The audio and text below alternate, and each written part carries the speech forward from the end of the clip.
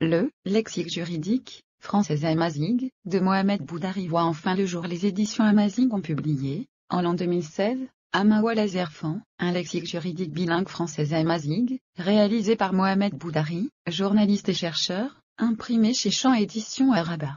La couverture du livre a été réalisée par Labib Fouad, écrivain, peintre et chercheur à l'Institut royal de la culture Amazigh, IRCAM, préfacé par le professeur Ahmed Bou, docteur en linguistique, INELCO, Paris, enseignant, chercheur à la FLSH Université SN2, Casablanca. Cet ouvrage de 128 pages de taille A5 ne prétend pas à l'exhaustivité ni sous-estimer les travaux antérieurs entrepris dans ce domaine, tant individuel qu'institutionnel.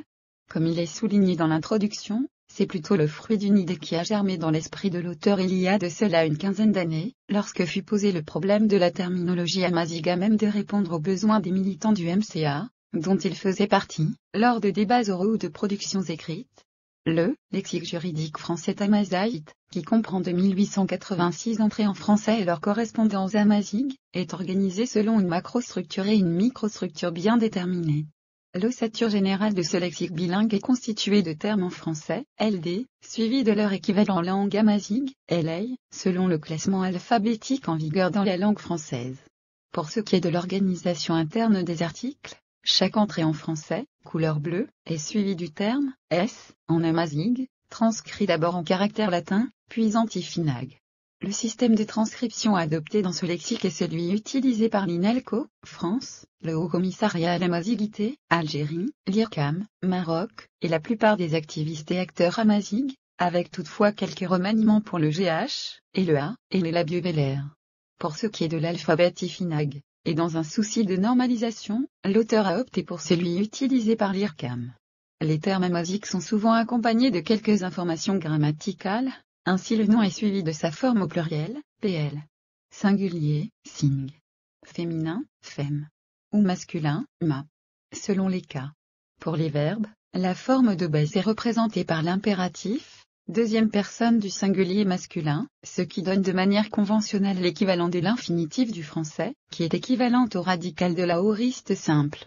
Exemple, iga égale il a fait supérieur à égale fait barre oblique faire, impératif. Stico égale code barre oblique côté, en bourse. Ce lexique est à l'origine un mémoire du master, sciences juridiques, option, droit des affaires, que l'auteur avait soutenu sous la direction de monsieur le professeur Farid El-Bacha, au terme de l'année universitaire 2012-2013. Pour les motifs qui ont poussé le chercheur à réaliser ce travail pionnier, les difficultés rencontrées lors de sa réalisation et les enjeux d'une telle entreprise, écoutons, ou plutôt lisons, ce que l'auteur a écrit dans l'introduction du lexique. Conformément aux dispositions de la nouvelle Constitution, Amazigh est désormais une langue officielle de l'État. Une loi organique définit le processus de mise en œuvre du caractère officiel de cette langue, ainsi que les modalités de son intégration dans l'enseignement et au domaine prioritaire de la vie publique, et ce afin de lui permettre de remplir à terme sa fonction de langue officielle. A.5. La promulgation d'une loi organique qui permettrait de donner corps à l'officialisation de la langue amazigh, reconnue depuis 2011 par la Constitution, tarde à venir. Il va sans dire que les manœuvres partisanes sont les principales causes qui entravent la mise en œuvre du caractère officiel de Amazigh. Il n'en demeure pas moins que d'autres facteurs y sont pour quelque chose. Il ne suffit pas de promulguer une loi organique pour voir du jour au lendemain le statut officiel de la langue amazigh concrétisé, par sa mise en œuvre dans l'enseignement, les médias et les administrations. La promulgation d'une telle loi est l'un des plus grands pas décisifs vers la réhabilitation de Amazigh. Mais non le seul, loin s'en faut.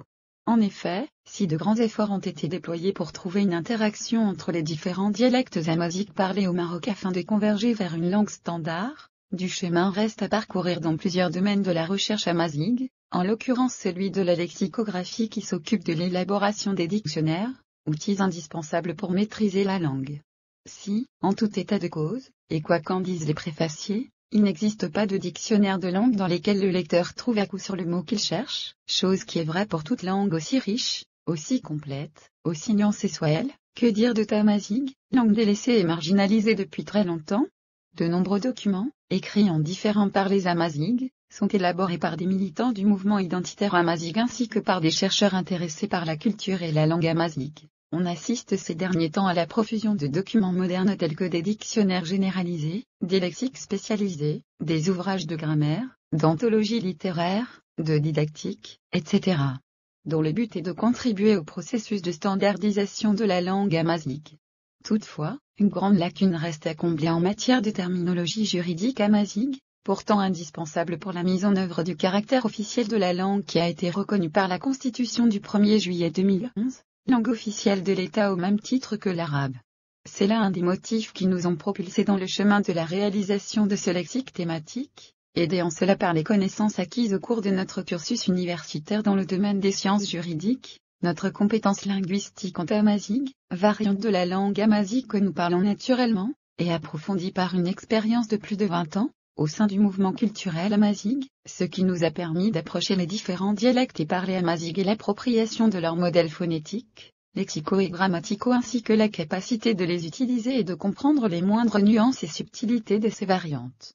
N'étant ni lexicographe ni linguiste, notre travail risque de tomber sous le coup de toutes les critiques. Nous en sommes conscients. Notre mérite serait d'avoir tenté d'emprunter un chemin jusqu'ici impraticable, ou du moins, difficilement praticable pour une personne sans compagnie.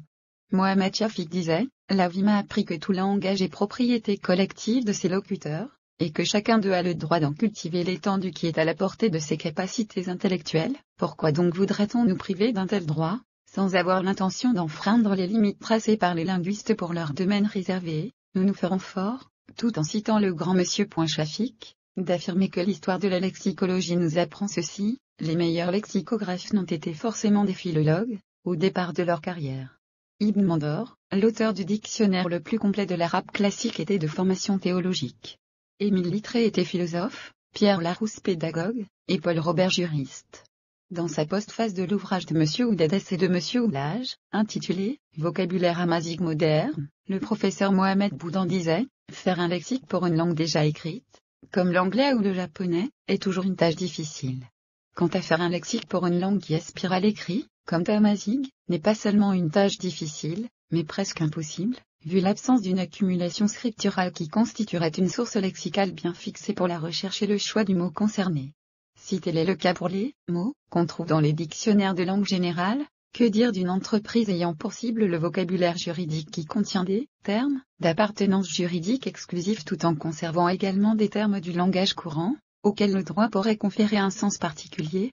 Comment dès lors s'aventurer dans un tel projet posant par sa double contrainte liée, d'une part au statut et à la situation de la langue amazigh, et d'autre part à la particularité de la terminologie juridique qui nécessite une certaine précision, et plus de rigueur pour rendre compte des concepts de la réalité juridique et de tout ce que le droit crée et consacre?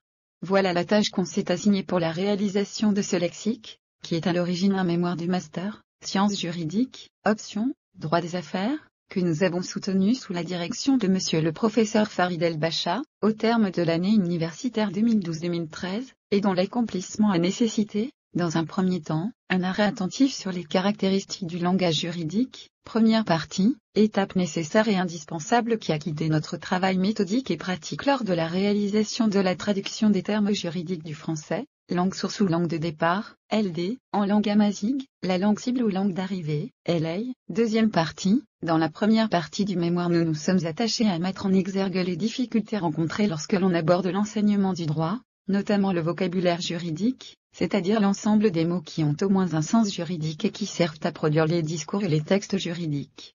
En effet, le langage juridique est caractérisé par une spécificité qui a trait d'une part à son lexique constitué de termes d'appartenance juridique exclusive et de termes de double appartenance, et d'autre part des textes qu'il produit. Ainsi, la première partie du mémoire a été consacrée aux caractéristiques du lexique juridique qui confère au langage du droit sa spécialité, sans aller jusqu'à aborder la technicité de ces textes et discours qui reflètent la technicité même du droit, et qui pourrait être prochainement l'objet d'un dictionnaire monolingue avec une production d'un métalangage juridique amazigh.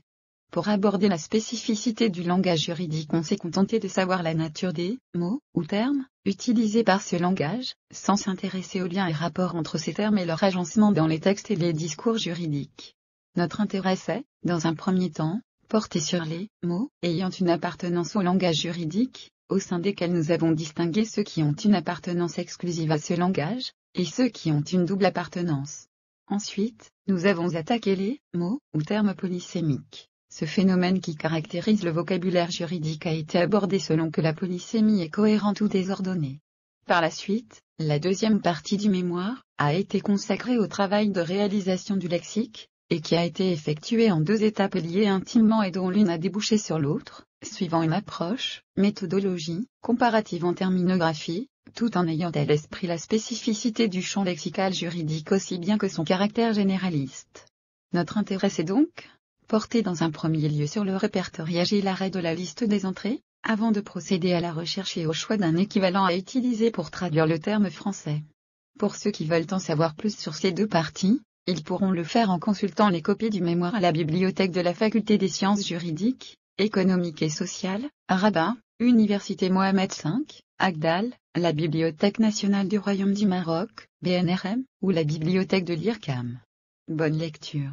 Mohamed Boudari est né le 16/02/1965 à Riche, sud-est marocain, où il a fait ses études primaires et une partie de ses études secondaires au collège Abou Salim Al-Ayachi, avant de rejoindre le lycée Sijil Massa à Ksar-es-Souk, actuel Air Rachidia, où il a eu son bac filière sciences expérimentales en 1984. Journaliste professionnel, il est actuellement rédacteur en chef du site francophone larelève.ma. Après l'obtention d'un DUG en biologie-géologie à la faculté des sciences de Meknès, il poursuit ses études au sein de la même faculté filière biologie, avant d'opter pour des études en biologie végétale comme spécialité au sein de la faculté des sciences de Fès. Master en sciences juridiques option, droit des affaires, Université Mohamed V Rabat, FSJE Agdal licence droit français, option, droit privé, Université Mohamed V Souissi, FSJESL et licence en sociologie des phénomènes urbains, Université Mohamed V Agdal, FLSH, à Rabat.